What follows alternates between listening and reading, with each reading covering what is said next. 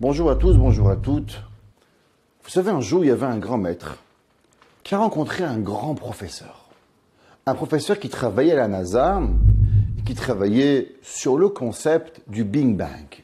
À savoir comment le monde a été construit, comment le monde a été créé. Et ce Rav a rencontré cet homme-là et il lui a demandé « Monsieur, comment vous est venue la volonté de travailler sur ce projet extraordinaire, de découvrir le début de la création du monde ?» Alors, le monsieur lui a dit, vous savez, c'est simple, j'avais un père religieux, et le père religieux me disait qu'il y avait un Dieu. Et vu qu'il y avait un Dieu, donc automatiquement nous avions des obligations. Comme il est connu, ce qu'a écrit le Mirtav Me'Eliyahu, Im yesh boré, yesh nivra. Im yesh nivra, yesh siba. S'il y a un créateur, c'est qu'il y a une créature. S'il y a une créature, c'est qu'il y a une raison. S'il y a une raison, c'est qu'il y a une obligation. Ça veut dire que si on pense que Dieu a créé le monde, c'est pas pour rien. Personne ne peut créer sans rien. Le Talmud Yerushalmi nous dit, imaginez-vous, vous voyez une très jolie lettre, un poème d'amour extraordinaire. Et vous demandez, mais qui c'est qui a écrit ce beau poème? Et vous dites, mais non, il y a quelqu'un qui a renversé un flacon d'encre sur le parchemin, le vent est venu, a bougé l'encre et a écrit un poème. Allez-vous le croire pour une seconde? Bien sûr que non. C'est impossible qu'un homme peut croire qu'un poème d'amour ou un poème de ce que vous voulez pourrait être écrit par hasard. Donc c'est juste impossible. Alors le monsieur a dit, quand j'étais jeune, je refusais de croire qu'il y avait un créateur, parce que s'il y avait un créateur, j'avais des obligations. Donc pour pouvoir m'enlever les obligations, je rejetais le créateur. En rejetant le créateur, donc automatiquement, je rejetais toutes mes obligations. Le Malbim, un des grands commentateurs sur le Tanakh, qui ne connaît pas le Pirouche du Malbim, qui est enterré à Kiev, si un jour vous passez par la ville de Kiev, je vous invite à aller pèleriner le Malbim. Le Malbim dans Teilim, le chapitre 8. Le Malbim se pose la question, vous savez, nous sommes bombardés à travers l'humanité. Vous savez, le peuple juif est quoi, 14 millions, 15 millions de juifs dans 7 milliards d'êtres humains. Et souvent la question revient, pourquoi croyez-vous en Dieu? Pourquoi vous entêtez-vous à véritablement croire à un Dieu unique? Les Arabes ne croient pas au judaïsme, les chrétiens ne croient pas au judaïsme, les hindous ne croient pas au judaïsme. Alors les Chinois, vous dites rien, mais pourquoi vous vous entêtez? Qu'est-ce qu'il y a?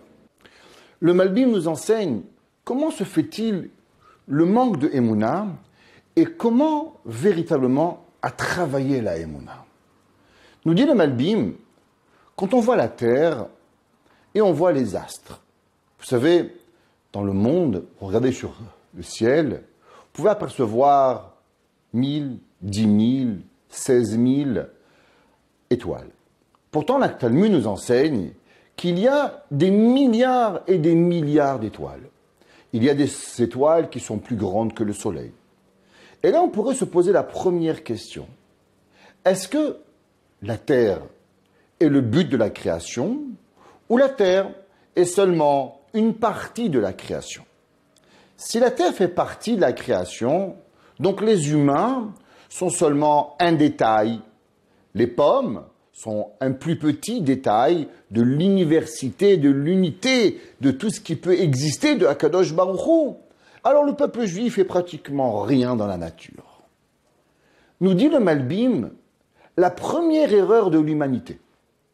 Il faut savoir qu'à travers les milliards de planètes, la grandeur de tout ce que Akadosh Baruch Hu a pu créer, le but de tout, c'est la Terre. Le globe terrestre est la raison de tout ce que vous allez voir. Un jour, le Rav Reikin, de la Yeshiva d'Aix-les-Bains, quand le premier homme, Neil Armstrong, est monté sur la Lune, il a dit les gens veulent apprendre à vivre sur la Lune avant d'apprendre à vivre sur Terre. Le but n'est pas d'apprendre à vivre sur la Lune, le but n'est pas de vivre sur Mars ou sur Jupiter, le but est de vivre sur Terre, nous disait le Rav Reikin. Le but de la création d'Akadosh Baruch Hu, c'est le globe terrestre.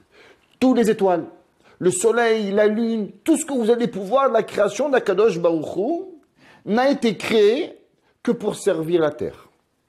Dans la terre, il y a des milliards de créatures. Prenez juste une orange. Savez-vous qu'aucune orange ne se ressemble?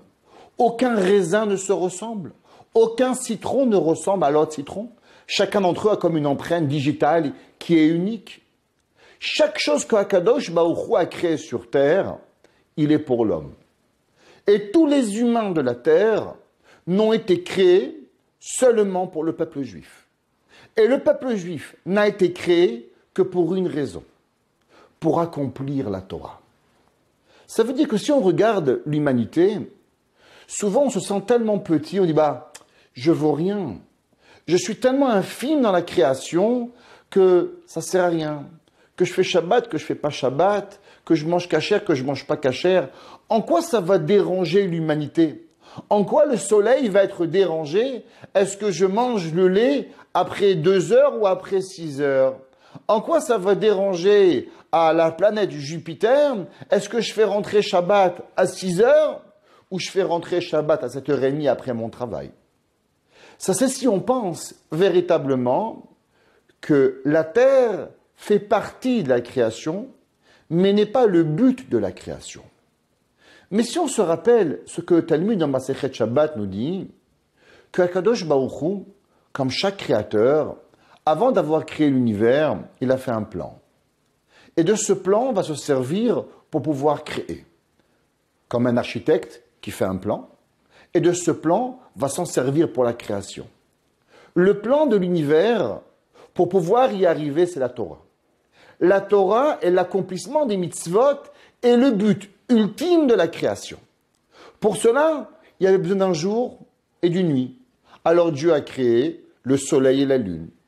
Akadosh Baruch Hu a eu besoin des étoiles par rapport à la Torah pour nous comparer, nous, le peuple juif, aux étoiles. Alors il a créé des étoiles. Akadosh Baruch Hu a eu besoin d'une vache et il a eu besoin d'un chat. Alors Akadosh Baruch Hu, pour la Torah, à cause qu'il y avait un animal kasher et non kasher, c'est pour cela qu'il a créé des animaux kasher et non kasher. Le but de le monde, le but de l'univers, le but de la grandeur d'Akadosh Baruch Hu n'a été créé seulement pour le service de Akadosh Baruch Hu. Comment cela s'appelle-t-il? S'appelle la Hashgacha Pratit. Souvent, on a la difficulté à comprendre ce que c'est la Hashgacha Pratit. Ce que veut dire Hashgacha Pratit, que Akadosh Baruch Hu, il nous aide au quotidien, à chaque mouvement, à chaque pas que je fais, à chaque réflexion que je vais faire, véritablement derrière moi, il y a le créateur du ciel, le créateur de la terre, Boré Olam, qui est derrière moi. Tous les jours, on dit dans la brachot, Baruch Ata Hashem Elokeinu.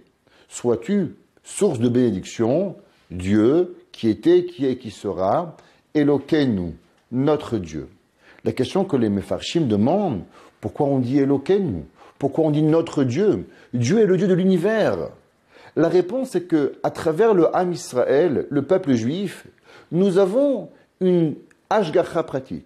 Nous avons une surveillance particulière, comme une maison qui est surveillée avec des caméras, et qu'au moindre mouvement, alors on remet en place. Imaginez-vous, vous avez une caméra devant votre porte, il y a des jeunes qui jouent la nuit, vous pouvez leur dire « il y a quelqu'un qui va ici, bougez-vous ».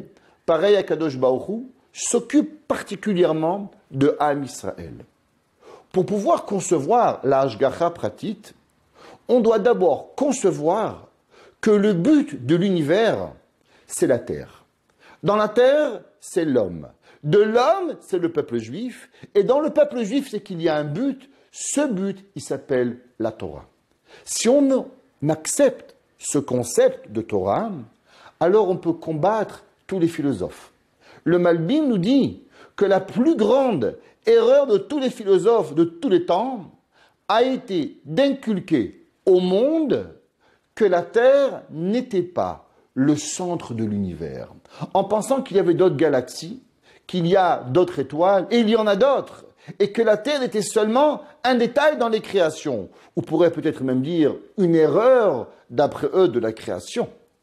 Mais si on reprend ce que la Torah nous dit, que le but de la création, il est véritablement la terre et l'humain. L'humain, le Ham Israël, et le Ham Israël, Kuchabrichu ve Israël, Chadou, Akadosh Baruchu et Israël ne font un, seulement et uniquement pour pouvoir accomplir les 613 mitzvot de la Torah.